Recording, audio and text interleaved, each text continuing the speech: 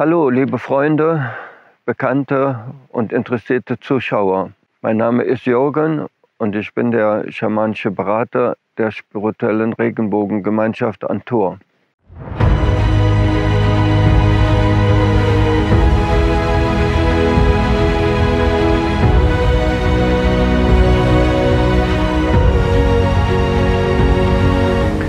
Wie in den vorherigen Videos versprochen oder angekündigt, möchte ich heute euch eine Energieübung vorstellen, die jeder von zu Hause aus machen kann, um zu sich selber zu finden, zu seinem geistigen Ursprung, zu seiner Seele, um über dieses sich selbst zu erkennen, eine intensivere Verbindung mit all dem Geistigen zu erlangen, mit dem seine Seele in direkter Resonanz sich befindet, um darüber eben auch intensivere Hilfen zu finden und zu erkennen und Bewusstheit über diese Hilfen zu erlangen, die uns helfen können, unsere schöpferische Aufgabe in diesem Leben auf ideale Weise zu leben.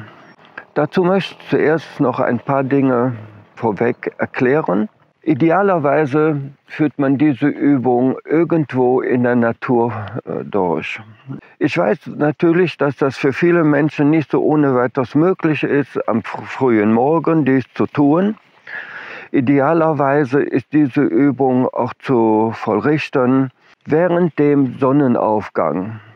Und während dem Sonnenaufgang mit all den Energien, die dort freigesetzt werden, ist es eine besondere, löst es besondere Reize im menschlichen Organismus aus, die einem das Geistige in unserer Welt bewusst werden lassen und somit eben auch das Geistige, die schöpferische Liebe, die von der Sonne oder aber auch von dem Mond ausgeht. Wie gesagt, so jeder wird das nicht hinkriegen.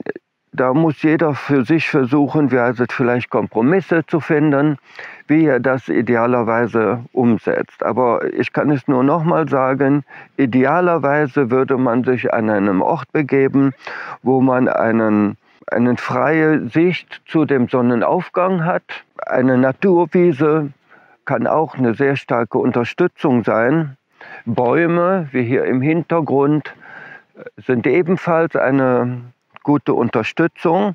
Wer das von zu Hause aus macht, vielleicht von einem Garten aus, der kann auch sich behelfen, indem er bestimmte Gegenstände um sich herum einsetzt, indem er Pflanzen, die vielleicht in Töpfen gepflanzt sind, um sich herum drapieren.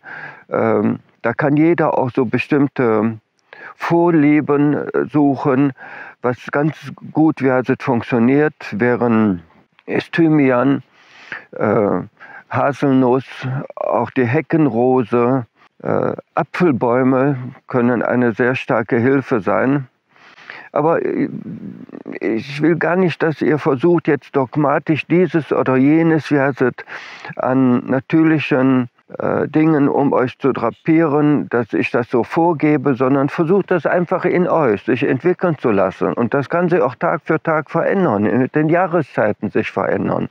Ihr könnt Mineralien nutzen, indem ihr Rosenquarze, Amethyste um euch herum aufstellt. Ihr könnt einen Kreis damit auslegen, ich sag mal vielleicht einen Kreis von einem Radius so von etwa 3 Metern um euch herum mit Pflanzen und Mineralien, diesen Platz zu etwas Besonderem werden zu lassen, um diese idealerweise tägliche Übung, die man auch mehrmals am Tag machen kann. Also ideal ist morgens mit dem Sonnenaufgang, aber die kann auch über den Laufe des Tages durchgeführt werden. Die kann man auch abends im Dunkeln mit dem Mond durchführen.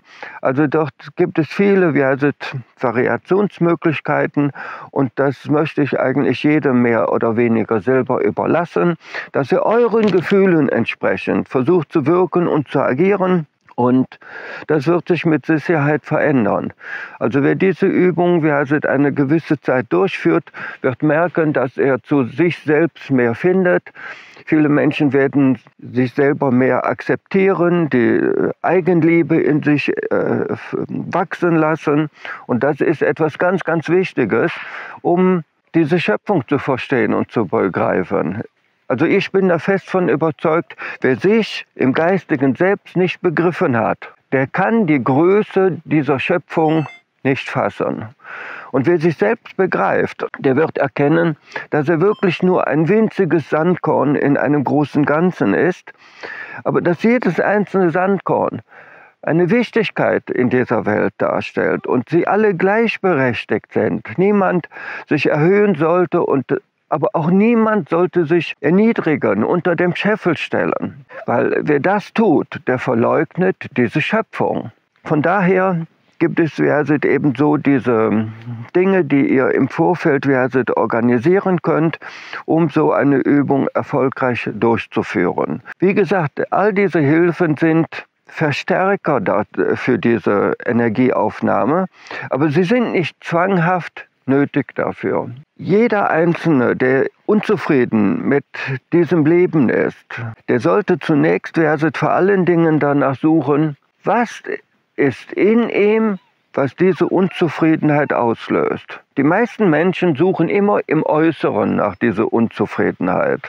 Aber es ist in uns, was uns unzufrieden macht. Im Äußeren gibt es nur die Reflexion, die Spiegelung dieser Unzufriedenheit. Aber wir sollten in uns suchen und nicht im Äußeren. Das Äußere sollte nur eine Hilfe dazu sein.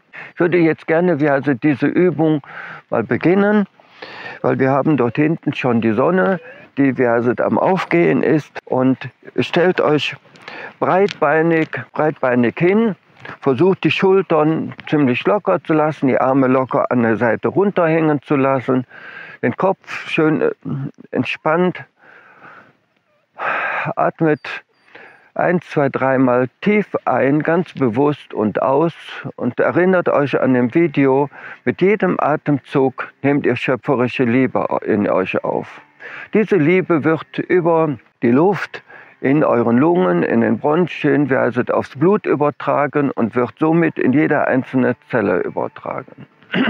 Die Hände locker runterhängen lassen, jetzt schließt ihr die Augen, dreht die Handflächen nach vorne, lasst die Arme langsam aufsteigen bis auf Schulterhöhe und ihr versucht die ganze Welt zu umarmen und schließt die Hände auf euren Brustkorb, die rechte Hand zuerst und legt die Hände übereinander auf euren Brustkorb und bei dieser Bewegung wollt ihr all die Liebe, die euch umgibt, in euch hineinbitten, um sich mit eurer Seele zu vereinigen, eure Seele zu verstärken, um eure Seele besser wahrnehmen zu können und somit eure Liebe zu begreifen und zu verstehen. Jetzt lasst ihr die Hände langsam nach oben steigen, die Hände gespreizt, den Nacken weit hinten, den Kopf weit hinten im Nacken. Und jetzt bittet ihr all die Liebe von der Sonne, vom Mond und all den Planeten, sie möge nach dem schöpferischen Resonanzprinzip in euch einfließen, um euch zu unterstützen, eure schöpferische Aufgabe auf ideale Weise zu leben in Demut. All das Bewusstsein zu erlangen, was ihr dazu benötigt. Und jetzt beugt ihr euch ganz langsam nach vorne, die Arme bleiben gestreckt, die Finger gespreizt und berührt mit der Hand den Boden und bittet, dass all das, was sich in euch befindet, was nicht zu euch gehört, was euch hindert, eure schöpferische Aufgabe auf ideale Weise zu leben, an Mutter Erde abzugeben in Liebe, um das zu werden, was ihr aus schöpferischer Sicht sein solltet. Jetzt richtet ihr euch wieder langsam auf Lasst die Arme links und rechts locker runterhängen. Öffnet die Augen und blickt ganz klar und deutlich auf die aufgehende Sonne. Lasst das Licht, die Farben in euch wirken und tief in eurem Innersten eure Seele zu befreien, eure Seele den Raum zu geben, über euren Verstand wirken zu dürfen. Und diese Übung wiederholt er am idealsten 3-mal.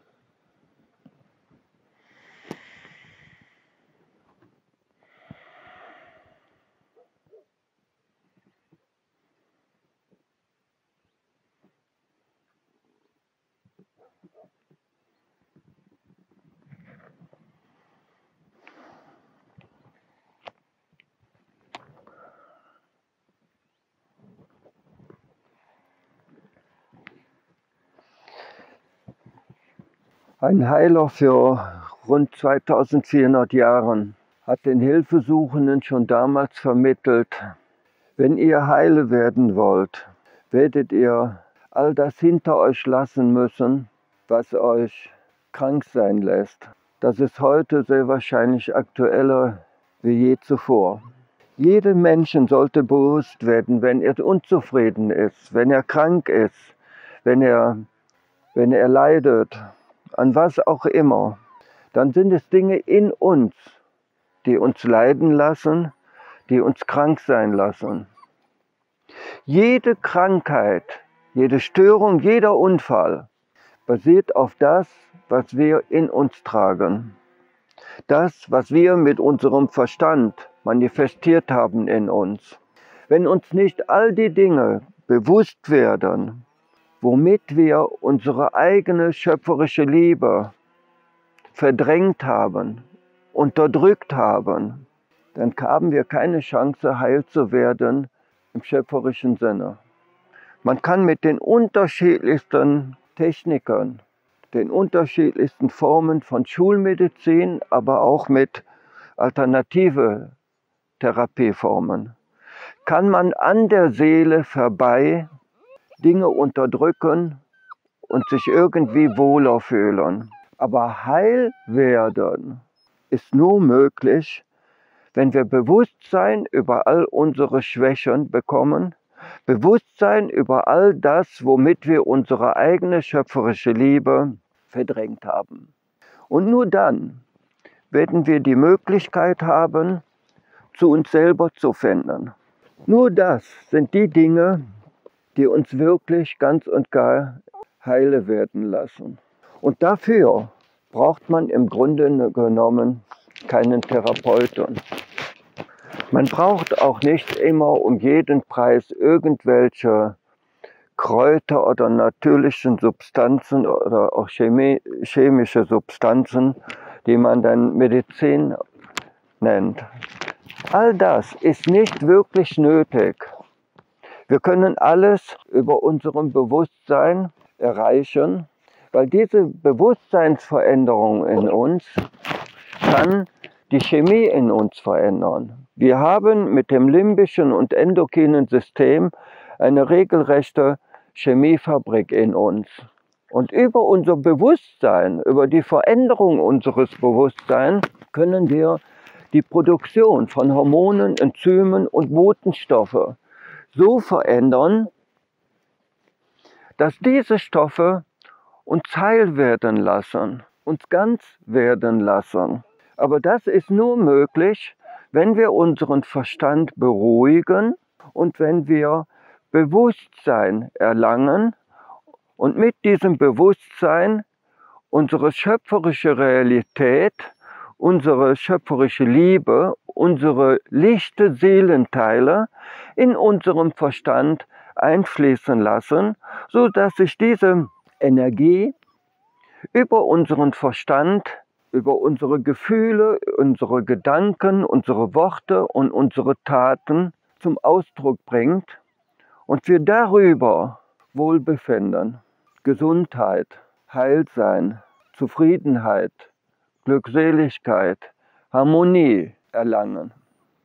Solange wir uns auf das Äußere konzentrieren und nicht auf unser persönliches Innere, werden wir keine wirkliche Harmonie erlangen. Wir können und haben nicht das Recht, unsere Welt im Äußeren zu verändern, sondern jeder Einzelne hat das Recht, die Verantwortung und vielleicht sogar die Verpflichtung, aus schöpferischer Sicht sich persönlich zu verändern, zu seiner schöpferischen Realität zu erlangen und diese schöpferische Realität zu leben in Demut. Und wenn wir darüber ein Vorbild für andere werden, die uns als Vorbild nehmen und anfangen ebenfalls an sich etwas zu verändern, anstatt die Welt verändern zu wollen, dann hat die Menschheit vielleicht wirklich eine Chance, zu ihrem so geliebten und gesehnten Frieden und Harmonie zu gelangen. Mit der Bewusstwerdung unserer schöpferischen Realität verändern wir die Resonanzen zu all den Dingen im Äußeren. Und mit diesen Resonanzen ziehen wir immer mehr lichte Energien, die sich in absoluter Resonanz mit unserer Seele befinden.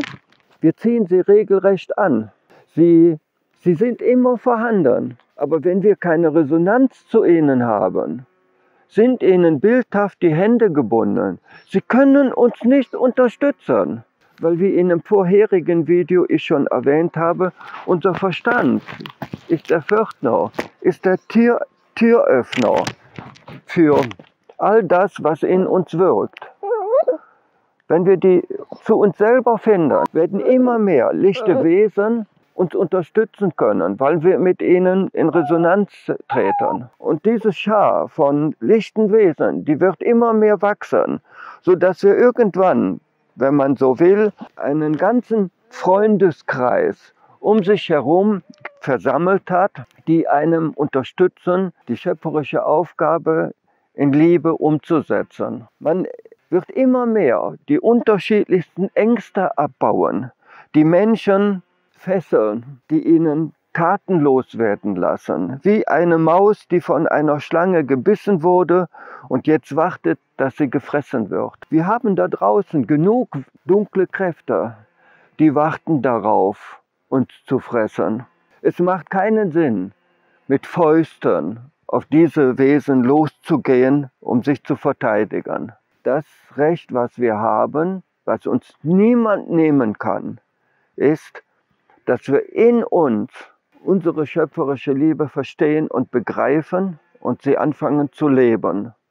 Das ist der beste Schutz vor all den dunklen Kräften, die dort existieren.